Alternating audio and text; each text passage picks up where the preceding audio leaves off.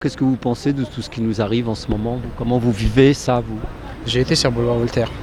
Vous étiez sur Boulevard Voltaire? Ouais. Là, à l'heure de 21h30, 22h, vous étiez sur... Non, mais j'ai vu des gens courir blessés, ça m'a fait peur, j'ai couru. On est choqués, donc on voudrait que tout ça se calme et qu'on vive tranquille, quoi. On est triste. On y pense toujours. On y pense tout le temps. Ah oui, moi j'en ai été malade pendant une semaine. J'ai pas mangé pendant 3 jours.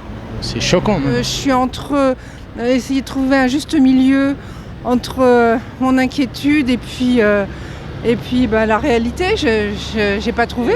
Il faut se garder de faire des déclarations trop rapides qu'on peut regretter après. Je ne sais pas trop ce qui va se passer. Voilà, je suis dans un état d'attente. J'essaie d'être calme. Moi j'ai vu de mes propres yeux des gens blessés. En plus, j'ai une fille qui vit à Bruxelles, donc avec ce qui se passe aussi, je suis sur les deux fronts. Là. Moi, ma fille, elle voulait aller vendredi à République. Elle avait rendez-vous avec ses copines, vous imaginez? Ouais, donc vous y pensez du matin au soir? Ah oui, tous les jours. Tous les jours, oui. Toutes les minutes, tout le temps. Ouais. On va pas oublier de sitôt, quoi. J'y pense, mais moins quoi. Carpe diem. En tout cas, par rapport aux autres jours, on est tranquille. C'est traumatisant et puis on ne peut pas le retirer ça comme ça de la tête. Puis, je crois qu'on dit qu'on ne vit pas avec la peur, mais bien sûr que si, on vit avec la peur. La peur et la honte de la peur, c'est ça le pire pour Mais moi. bon, malgré tout, il faut vivre, il faut sortir, il faut s'amuser. Puis Là, c'est encore chaud, donc on y pense. Mais après, ça va se calmer. Je pense qu'avec le temps, ça va. C'est ça. Ça va aller mieux. Et ils vont enterrer bientôt ces personnes, des jeunes. C'est vraiment navrant. On s'en rassurait quand même malgré tout parce qu'ils sont partout. Très bien, les policiers, très bien. Ils donnent de la max quand même. Hein. Et on remercie beaucoup le bon Dieu pour ça. Et vous remerciez M. Hollande aussi? Oui.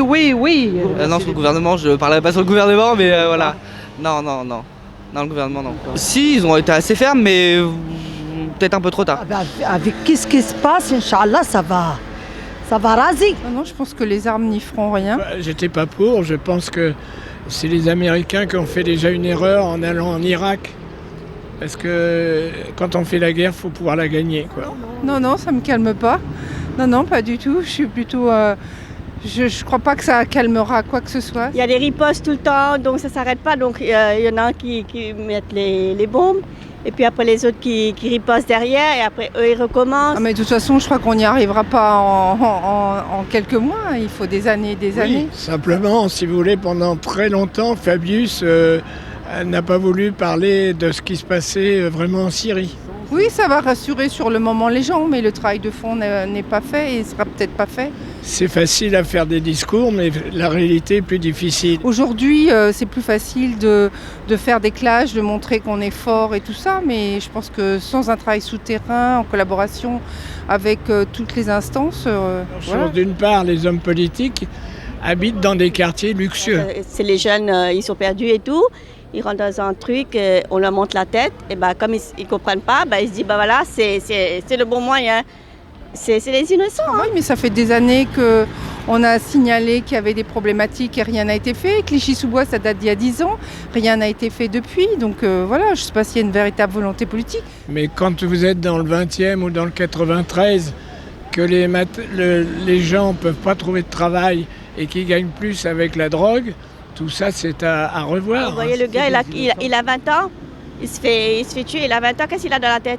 Qu'est-ce qu'il connaît de l'islam? Qu'est-ce qu'il connaît de la religion, de tout ça? Ils sont manipulés. Ils sont manipulés. Les musulmans, c'est pas comme ça. Donc, moi, je suis musulmane, donc moi, je vis normalement avec tout le monde. Bon, le Coran ne vous dit pas qu'il faut tuer les gens. Donc, c'est qu'ils ne comprennent pas ce qu'il y a dans le Coran. Il faut ça, après, ils disent ouais, c'est l'islam, c'est vraiment du n'importe quoi. Ça, c'est les méchants, c'est les faux. Les gens, il faut savoir faire la différence, tout simplement. Moi, je sors sors normalement. Oui, voilà. Je dois aller travailler, donc j'ai des courses à faire. Ça va être les fêtes, donc on va essayer de ne pas y penser. Bon, on a une pensée pour ceux qui sont décédés, malheureusement.